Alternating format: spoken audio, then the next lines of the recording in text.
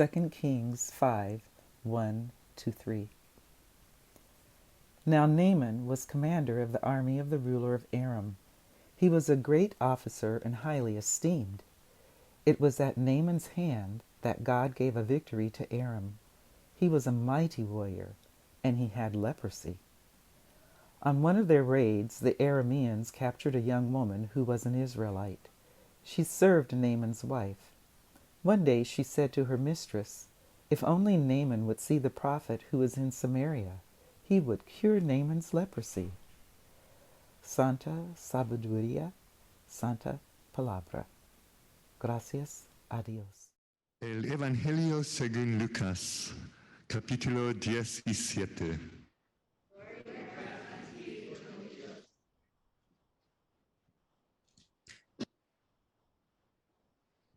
On the journey to Jerusalem, Jesus passed along the borders of Samaria and Galilee. As Jesus was entering a village, 10 people with leprosy met him. Keeping their distance, they raised their voices and said, "Jesus, Rabbi, have pity on us." When Jesus saw them, he responded, "Go and show yourselves to the priests." And as they were going, they were healed. One of them, realizing what had happened, came back praising God in a loud voice, then fell down at the feet of Jesus and spoke his praises.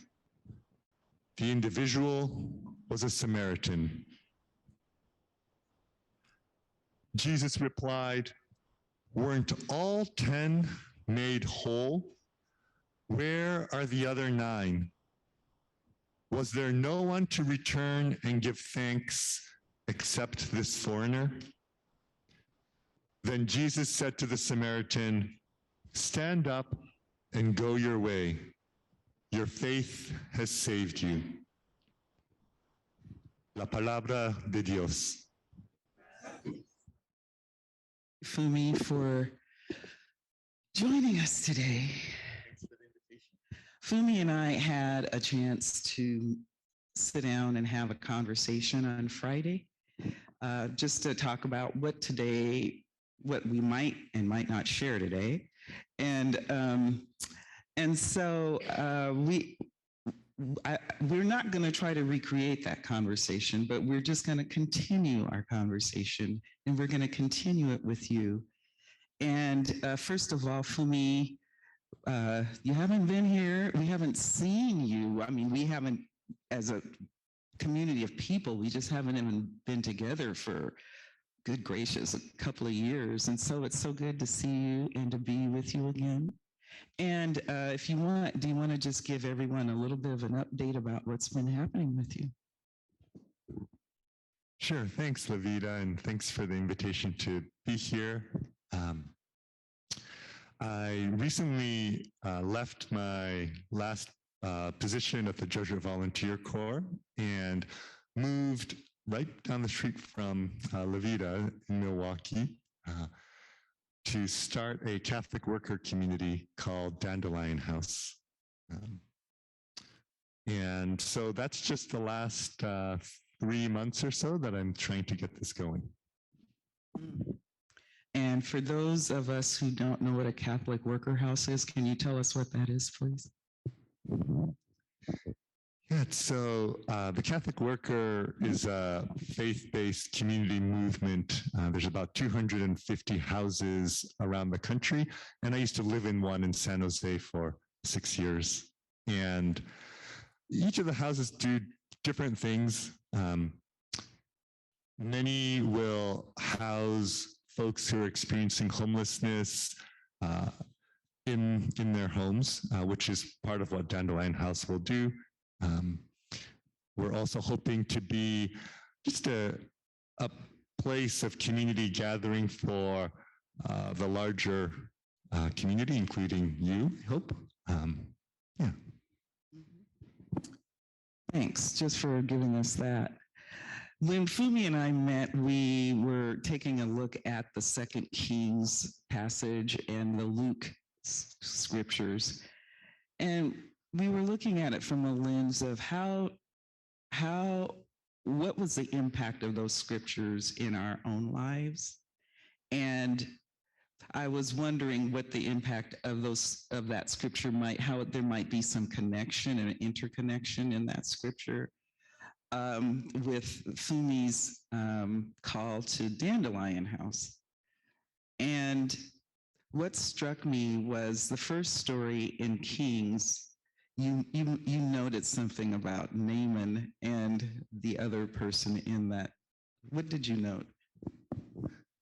I noticed that both Naaman and then just a few verses after here, the prophet Elisha, both have really big egos. And how did those egos get in their way? I mean, so Naaman, thinks he's this grand army officer and goes to the house of this prophet and then is offended when the prophet doesn't do these big grand things and almost walks away from his cure.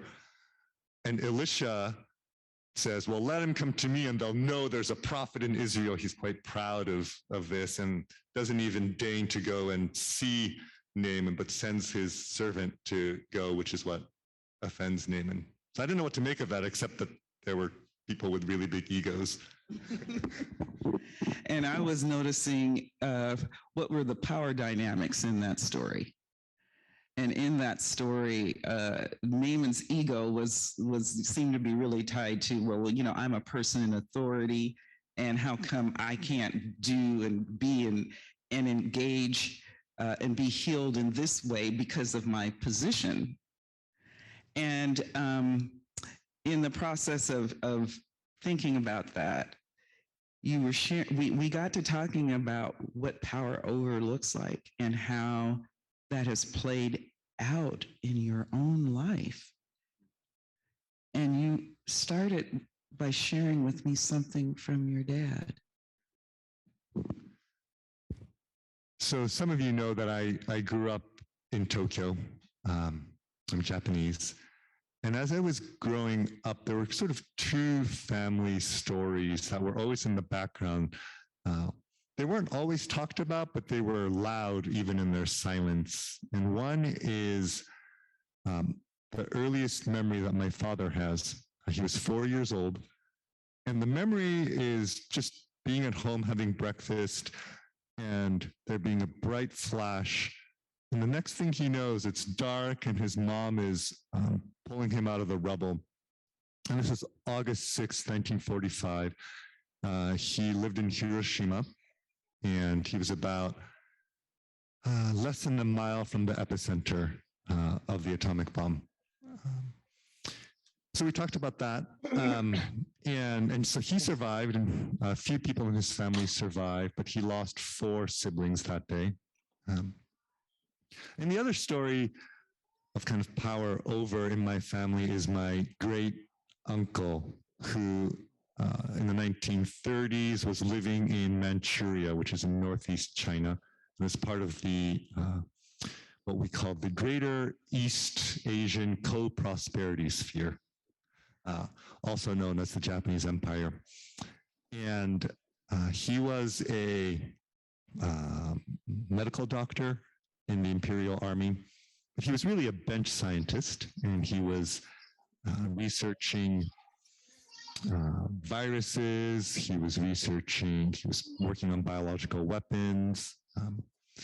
He has a few medical discoveries to his name from this time. And he was a good bench scientist, except that he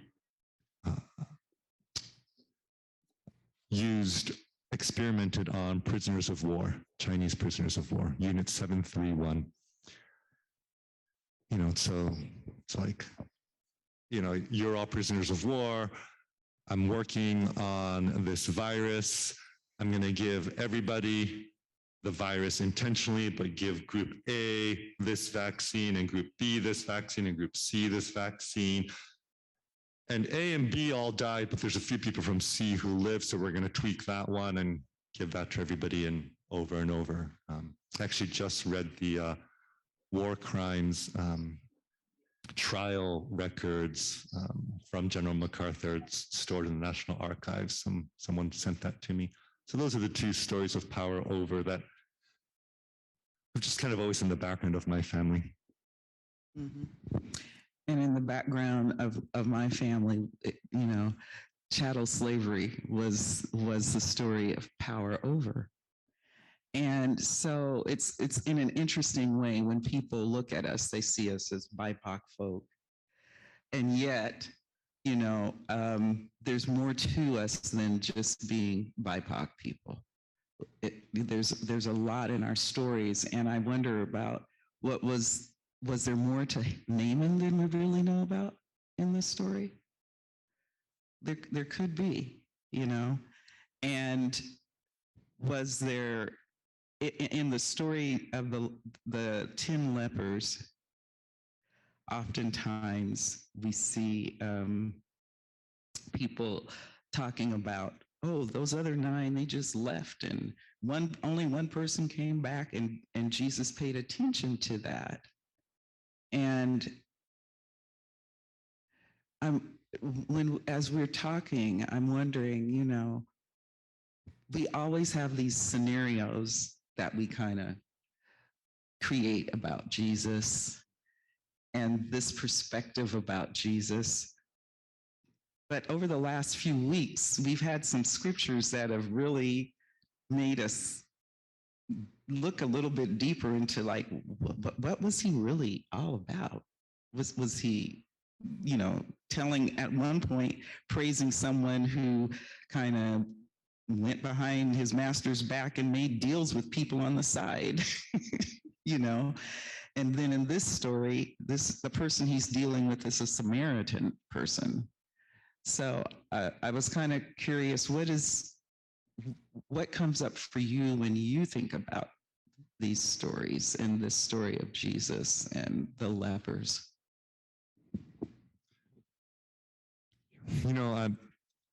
These are just kind of thought fragments, But today, when I was proclaiming the scriptures just a minute ago, what I noticed about the leper story is that it says one of them realizing what had happened. And I wondered, did the other 9 not realize what had happened? And again, this is a thought fragment. I'm not quite sure what to make of that, but that's what I was noticing, that one person noticed the transformation, and the others maybe were just, I don't know what they were doing, going about. Maybe they assumed that they couldn't be healed, or that they weren't, or that, I don't know what. Yeah, I was noticing that too, and I was thinking about that person noticed that they were transformed.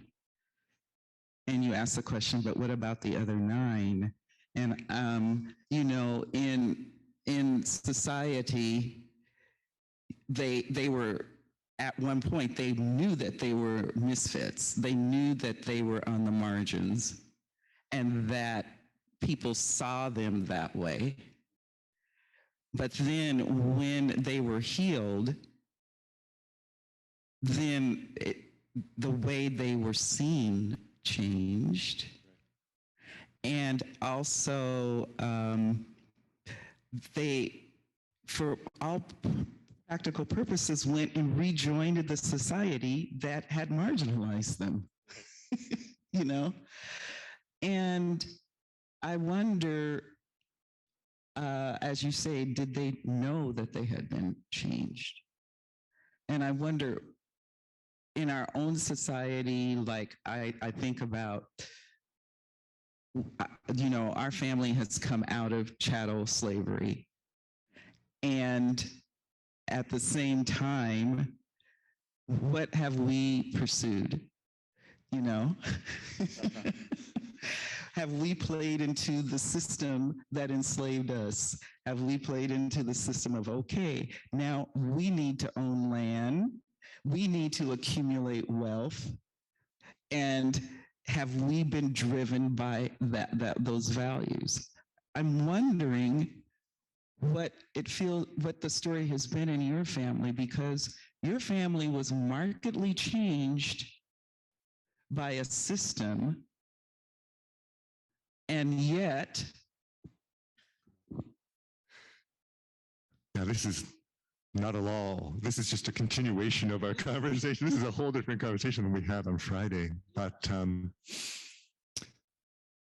yeah, something that I'm coming to terms with only in this last year, really, is the fact that I live in the United States and speak English and live, people look at me and see an American person, so live as an American.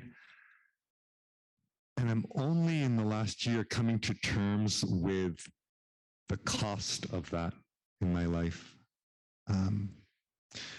So part of what it means, I think, what it meant in my family to live in this world where the United States has its armies and its, in the 80s and 90s when I was growing up, MTV and, all over the world, kind of that cultural influence, that military influence, a financial influence, to live under American empire, what that has meant for my family that came from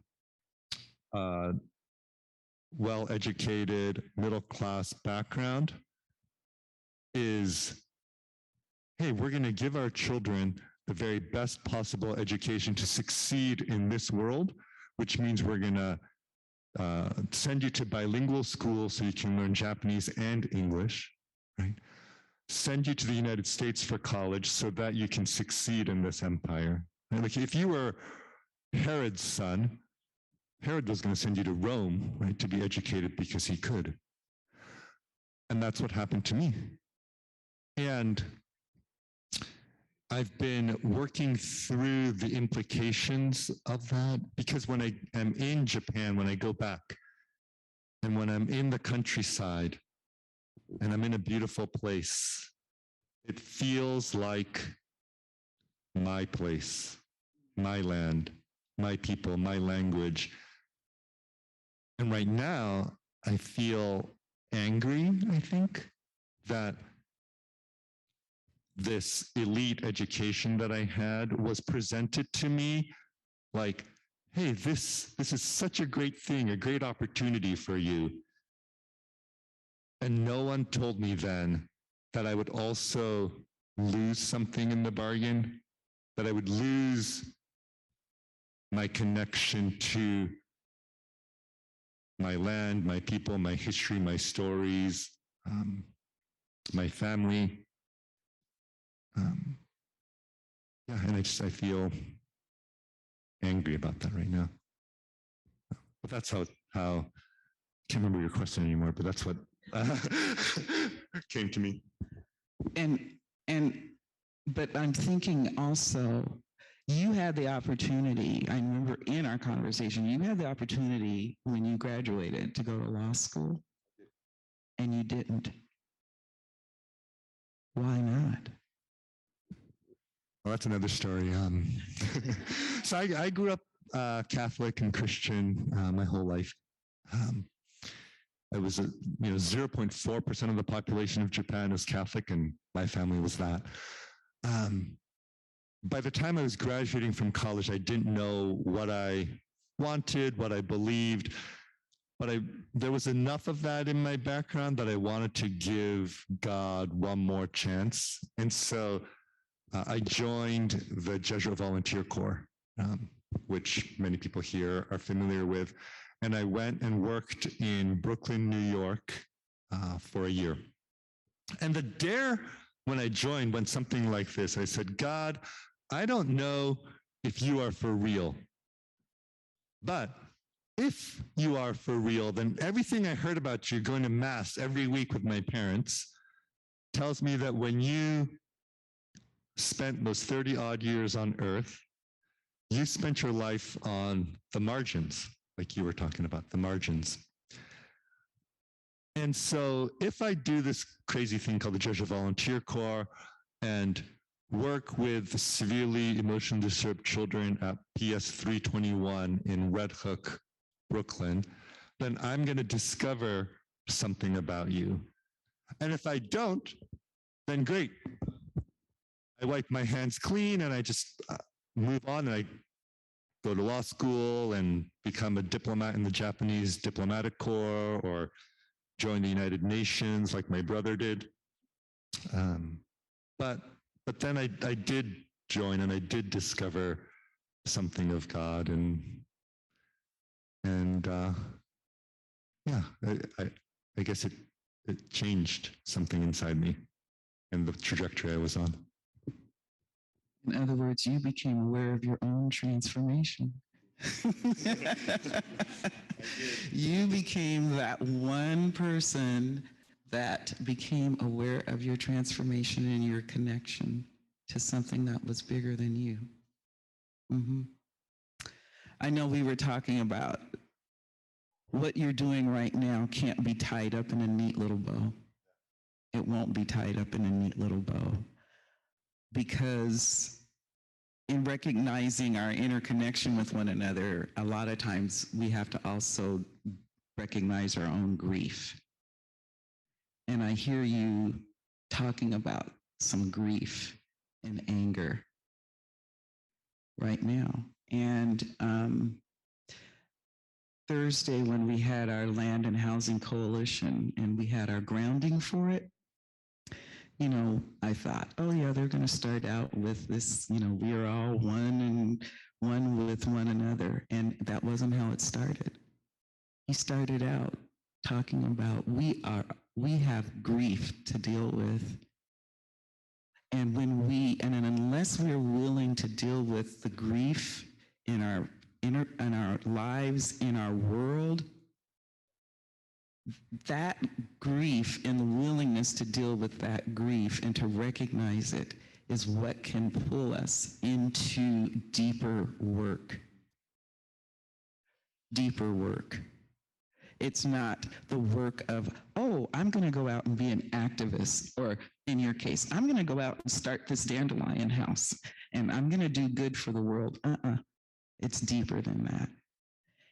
And people recognize when we are coming from a place of our heart and grief and willingness to work through that, because then we recognize their grief also and willing to walk with them in that. So in Dandelion House, I know not everything is copacetic and it's just starting. But is there a calling that you are feeling with it? Yeah, thanks for that about grief. I think grief has been central to my journey to get to Dandelion House. When I say I touched something of God in that year in JVC, it wasn't the grandeur of God, the glory of God, the greatness of God. It was the heartbreak of God and the grief of God there. And I think there's something about grief that's continued to draw me into different work over the years.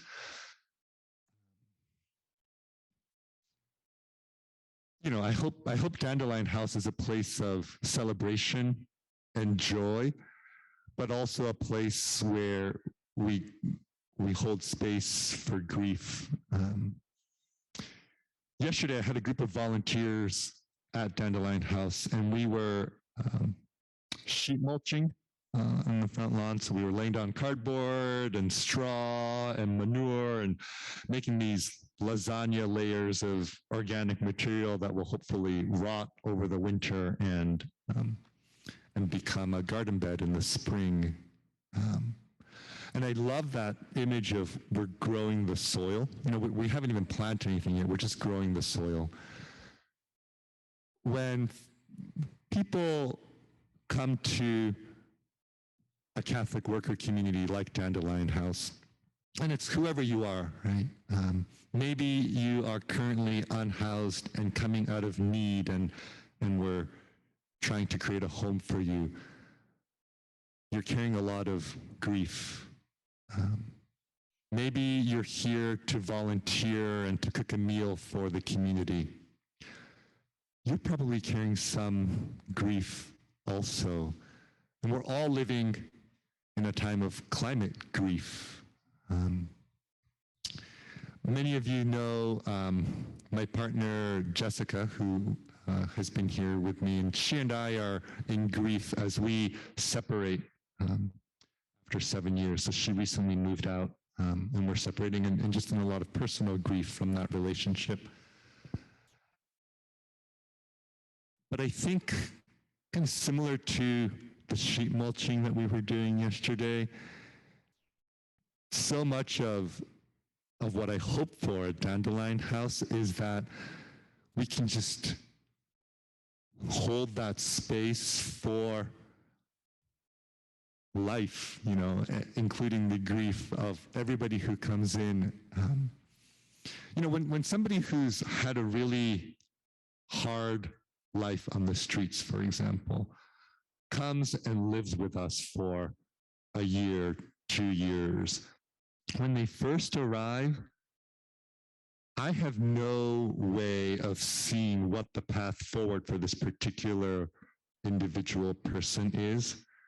I'm looking at Spencer. I imagine it might be like that for like a therapy client or something too, where it's like they come and you don't know, right, like what the final outcome is going to be or what the path is.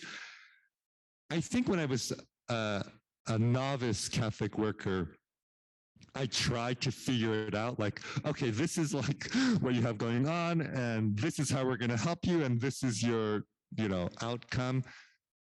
And it didn't take me very long to just kind of stop doing that, because you can't tell how it's going to work out. And so I've come to think of the work much more as creating a safe space for people to be who they are and go through their grief or anger or whatever. And then that openness, I think, can create a space for miracles really to happen, because each story is different in a miracle.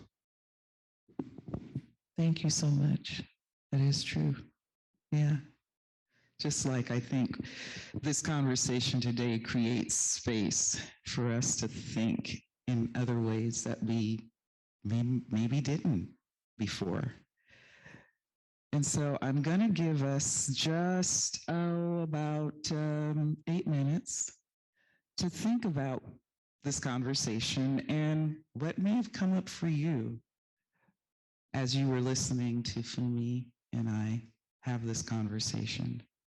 So I invite you, if you would like, to share that with someone. You're welcome to do that in a one-to-one conversation, or if you want to just take some time, go out in the sunroom and reflect, go outside and reflect, do that too.